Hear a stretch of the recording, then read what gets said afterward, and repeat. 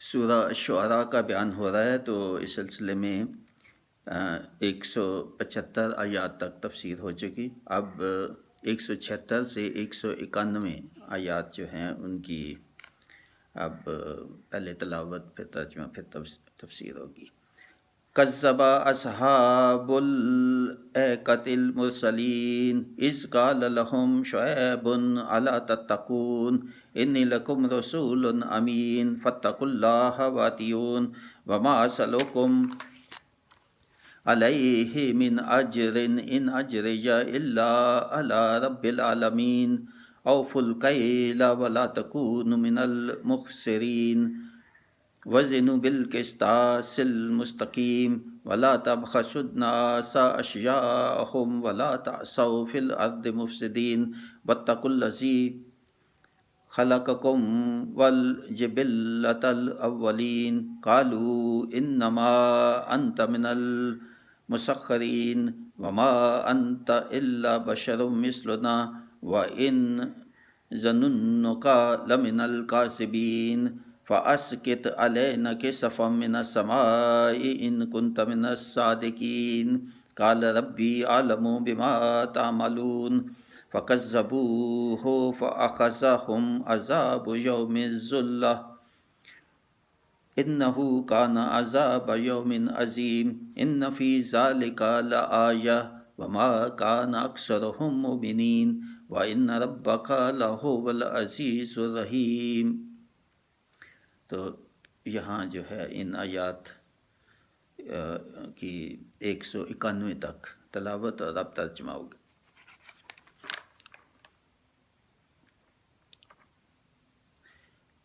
بن والوں نے رسول کو جھٹلایا جب ان سے شعیب علیہ السلام نے فرمایا کہ ڈرتے نہیں، بے شک میں تمہارے لیے اللہ کا امانت دار رسول ہوں، تو اللہ سے ڈرو اور میرا حکم مانو، اور میں اس پر تم سے کچھ اجرت نہیں مانگتا، میرا اجر تو اسی پر ہے جو سارے جہان کا رب ہے۔ ناپ تول پورا کرو اور گٹانے والوں میں نہ ہو، اور سیدھی ترازو تولو، اور لوگوں کی چیزیں کم کر کے نہ دو، اور زمین میں فساد پھیلاتے نہ پھرو، اور اس سے ڈرو جس نے تم کو پیدا کیا اور اگلی مخلوق کو۔ بولے تم پر جادو ہوا ہے، تم تو نہیں مگر ہم جیسے آدمی، اور بے شک ہم تمہیں جھوٹا سمجھتے ہیں۔ تو ہم پر آسمان کا کوئی ٹکڑا گرا، اور اگر تم سچے ہو۔ فرمایا میرا رب خوب جانتا ہے جو تمہارے کرتوت ہیں۔ تو انہوں نے اسے جھٹلایا، تو انہیں شامیانے والے کے دن عذاب نے آ لیا، بے شک وہ بڑے دن کا عذاب تھا۔ بے شک اس میں ضرور نشانی ہے، اور ان میں بہت مسلمان نہ تھے، اور بے شک تمہارا رب ہی عزت والا مہربان ہے۔ تو اب انہی آیات کی جو تفسیر میں نے لکھی ہے وہ میں بیان کروں گا۔ دیگر قوموں کی طرح بن قوم جو مدین میں رہتے تھے یا مدین والے، تو انہوں نے بھی رسولوں کو جھٹلایا، اور جب ان کے پاس ان کے ہم قوم شعیب علیہ السلام جو ہے وہ اللہ کا پیغام لے کے آئے، تو شعیب علیہ السلام نے فرمایا کہ تم اللہ سے کیوں نہیں ڈرتے، جیسے پہلے بھی باقی نبیوں نے کہا کہ اللہ سے کیوں نہیں ڈرتے، بے شک میں تمہاری طرف امانت دار رسول بھیجا گیا ہوں، کہ میں بالکل امانت دار ہوں، میں صدیق ہوں، میں سچا نبی ہوں، اللہ تعالیٰ نے مجھے بھیجا ہے، تو کیوں نہیں ڈرتے اللہ تعالیٰ سے۔ تو اللہ سے ڈرو اور میرا حکم مانو، وہی جو پہلے انہوں نے کہا فاتقوا اللہ واطیعون، سب کا یہی پیغام تھا کہ اللہ کی حاکمیت، اللہ کا حکم مانو، اور اللہ سے ڈرو اور میری اطاعت کرو۔ تو میں تجھ سے کوئی اجرت معاوضہ نہیں مانگتا، یہ میں ہدایت کا، تو میرا تو اجر اللہ تعالیٰ کے ہی پاس ہے جو سارے جہانوں کا رب ہے۔ تو قوم کے لوگوں نے جو ان کی تنبیہ جو تھی ان کو نظر انداز کیا، اور اپنے جو نافرمانی جو ہے وہ جاری رہی، تو ان کا کاروبار جو تھا وہ زیادہ یہ خیانت کرتے تھے اپنے بزنس میں، کاروبار میں جو بھی تھا، تو اس میں ان کو بڑی جو ان میں بیماری تھی، یا جو جرم کرتے تھے وہ کم تولتے تھے، یا انصاف نہیں. کم تولنے کا مطلب یہ ہے کہ کسی بھی بات میں انصاف نہیں کرتے تھے. تو کم تولنا صرف یہی نہیں جو یہ وزن دے کر کے کوئی چیز بیچتے ہیں جو، تو اس کا مطلب یہ ہے کہ ترازو یا سیدھا نہیں رکھتے، یا انصاف نہیں کرتے لوگوں کے ساتھ، اور لوگوں کو ہر چیز جو ہے وہ جو ہے اس میں دھوکہ دیتے ہیں، ان کو کم تولتے ہیں. یہ سب چیزیں اس میں آ جاتی ہیں. تو خاص طور پہ جو ذکر ہے وہ کم تولنے کا ہی ہے یہاں، مگر اس کا مفہوم یہ ہے کہ کوئی بھی ناانصافی، کسی کے ساتھ دھوکہ کرنا، کسی کے ساتھ کوئی زیادتی کرنا، تو یہ بھی اسی میں ہی آتا ہے. تو ناپ تول جو ہے ان کو کہا کہ آپ ٹھیک رکھو، کسی کو کوئی چیز کم کر کے نہ دو، اور اپنے ترازو جو ہے وہ ٹھیک رکھو، اور زمین میں فساد بد امنی نہ پھیلاؤ، اور اللہ سے ڈرو جس نے تمہیں اور تمہارے اگلوں کو پیدا کیا. قوم کے لوگوں نے جواب دیا کہ تم ہم جیسے ہی، جیسے باقیوں کو کہا کہ تم ہم جیسے ہی تو آدمی ہو. حضور نبی پاک صلی اللہ علیہ وسلم کو بھی کفار مکہ یہی کہا کرتے کہ ہم جیسے آدمی ہو، کھاتے پیتے بھی ہو، ایسے ہی بازاروں میں بھی جو گھومتے پھرتے ہو، باقی تو کوئی فرق ہے. کسی نبی کو بنانا ہوتا یا رسول آتا تو فرشتہ آتا جو ہم سے تو کچھ مختلف ہوتا، یا نہیں تو کم از کم یہ اتنے سردار ہیں جو بڑے بڑے، تو ان میں سے کوئی ہوتا. تو تمہارے پاس مسکین غریب لوگ جو ہیں تو ان کو تم نے اکٹھا کر لیا ہے. نبی پاک صلی اللہ علیہ وسلم یہی جگتیں لگاتے تھے کہ مسکین غریب جو ہیں، یہ غلام جو ہیں، ان کو تو ساتھ لگا دیا اپنے، تو کہتے ہو کہ میں نبی ہوں.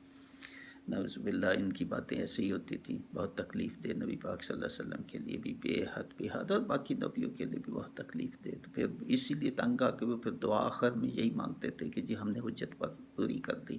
یہ سارے پیغمبروں کی یہی تھی کہ حجت پوری کر دی، اب ان میں کوئی ایمان لانے والا ہمیں لگتا نہیں ہے باقی، تو اس لیے ان کو برباد کرو. نبی تو آخر میں دعا کرتے تھے کہ ان کو برباد کر دو، ہماری قوم کوئی اب ٹھیک ہونے والی نہیں ہے. تو یہ اللہ کی احسان ہے کہ ہمارے نبی نے ایسی کوئی دعا نہیں مانگی کسی کے لیے، ہمارے لیے، کسی قوم یا مکہ والوں میں بھی یہی ایک ہی دعا تھی کہ ان کو ہدایت دے دو، ان کو ہدایت دے دو، ان کو ہدایت دے دو. ساری زندگی اسی میں گزاری، اسی کوشش میں، مگر کہیں یہ نہیں دعا کی کہ ان کو برباد کرو. جنہوں نے بہت ظلم کیے، بہت کیا، ان کے لیے بھی یہ اصلاح کی اور ہدایت کی، ان کے لیے دعا کی. اور ہمارے لیے بھی یہی اللہ تعالیٰ کی نعمت ہے کہ ہمارے پیغمبر نے ہماری اگلی امت جو قومیں ہیں ان کے لیے کسی کے لیے یہ دعا نہیں کی کہ یا اللہ ان کی بربادی کر دینا، اگر یہ نہ سنے نہ عمل کرے صحیح تو ان کی بربادی. یہی ہے کہ اصلاح، توبہ کر لیں، توبہ کر لیں، توبہ کر لیں. یہ بہت بڑا انعام ہے ہمارے لیے. اور اللہ سے ڈرو جس نے تمہیں اور تمہارے اگلوں کو پیدا کیا. قوم کے لوگوں نے جواب دیا کہ تم ہم جیسے آدمی تو ہو، اور بے شک ہم تمہیں جھوٹا ہی سمجھتے ہیں. اگر تم سچے ہوتے اور ہو تو وہ عذاب جس سے تم ڈرا رہے ہو وہ لے کیوں نہیں آتے؟ کوئی آسمان کا ٹکڑا ہم پہ گرا دو اس عذاب کے لیے، یا کچھ اور ایسا کرو کہ ہم سے عذاب جو بعد میں آنا ہے تو ابھی لے آؤ. یہ ایسے چیلنج کیا کرتے تھے. یعنی حد ہے، سرکشی کی جو حد ہے وہ ہے. جب اس حد پہ پہنچتے تو پھر ہی نبی دعا کرتے، پہلے نہیں دعا کرتے. کئی سال جو ہے نا، نبیوں کی عمر بھی بہت لمبی تھی، تو کئی سالوں تک جو ہے، صدیوں تک ان سے دعا استدعا کرتے رہتے تھے، ان سے کوشش کرتے رہتے تھے، مگر جب بالکل آخر میں بالکل تنگ آ جاتے تھے کہ اب یہ کبھی بھی نہیں یہ قبول کریں گے، تو پھر اس وقت وہ دعا کیا کرتے تھے. تو شعیب علیہ السلام بولے کہ میرا رب تمہارے اعمال سے باخبر ہے، جو کچھ تم کرتے ہو یا تم جھٹلا رہے ہو. قوم کے برے اعمال اور جھٹلانے پر ان پر شام میں آنے والے دن کا عذاب آیا جس نے سب کو ہلاک کر دیا. شام میں آنے والے دن کے آسمان جو ہے وہ سیاہ بادلوں کا غالباً ہو گیا، بالکل اندھیرا نیچے چھا گیا، اور شدید گرمی تھی. بلکہ انہوں نے سمجھا کہ یہ بہت، باقی بھی ایسے ہی قومیں سمجھتی تھی جب عذاب آتا تھا، کسی کو آندھی کا عذاب آیا انہوں نے سمجھا واہ بارش ہونے والی ہے، الحمدللہ ہمارے فصل اور ہمارے لیے بڑا اچھا ہوگا. مگر وہ آندھی نہیں ہوتی تھی، وہ طوفان کا عذاب ہوتا تھا ان کو غرق برباد کرنے کے لیے۔ یہاں پہ بھی شدید گرمی تھی، تو جب یہ اوپر سیاہ بادل آئے تو انہوں نے سمجھا کہ یہ تو ہمارے لیے رحمت آ رہی ہے، یہ تو ہمیں کہتا ہے کہ میں عذاب لے کے آؤں گا، تمہارے اوپر آسمان جو ہے وہ گرے گا، یہ عذاب آئے گا۔ تو یہ تو اللہ تعالیٰ نے سایہ کر دیا، ہمارے پہ اتنی شدت گرمی کی تھی۔ تو مگر یہ ہے کہ وہ اس سے نیچے سارے لوگ اکٹھے ہو گئے تو سب کو اللہ تعالیٰ نے برباد کر دی۔ بے شک وہ اللہ کی طرف سے بڑے دن کا عذاب تھا۔ یہ لوگ 7 روز تک گرمی کے عذاب میں مبتلا کیے گئے۔ اس کے بعد آسمان پر ایک ابر آیا تو سب اس کے نیچے جمع ہو گئے۔ اس سے آگ یا کڑک برسی، آگ کڑک یا بجلی برسی، تو یہ جتنے وہ شامیانے کے نیچے آگے تھے اس جو بادل تھے ان کا سائے کے نیچے، تو یہ سب وہاں پہ ان کو جلا دیا، جل کے راکھ ہو گئے سب۔ اس واقعہ کا ذکر سورہ اعراف اور سورہ ہود میں بھی گزر چکا ہے۔ بے شک اس میں ضرور اللہ کی نشانی ہے اور ان میں بہت مسلمان نہ تھے، اور بے شک تمہارا رب ہی عزت والا میرا۔ دیکھیں تمام نبیوں کی قوموں کی جو بربادی تباہی ہوتی ہے تو اس کے بعد اللہ تعالیٰ کہتا ہے یہ نشانی ہے میری باقیوں کے لیے کہ یہ سبق سیکھیں کہ کیوں ان کی بربادی ہوئی، کیوں ان کو برباد کیا، وہ کیا کرتے تھے، تاکہ یہ نصیحت پکڑو ہم وہ نہ کریں۔ جو چیزیں سب پیغمبروں کی اکٹھی کر لیں، تو فساد کرتے تھے، وہ کوئی کم تولتا تھا، کوئی اللہ کا احسان نہیں مانتے تھے، اس کی نعمتوں کا شکر نہیں کرتے تھے، اللہ کی نعمتوں کا، بتوں کو پوجتے تھے، نبیوں کا جو احکام تھے ان کی نافرمانی کرتے، کوئی بھی احکام ہے ان کی نافرمانی کرتے تھے، حکم نہیں مانتے تھے۔ تو یہ مختلف جو ہے وہ وجوہات تھی۔ تو یہاں یہ تفسیر ختم ہوتی ہے۔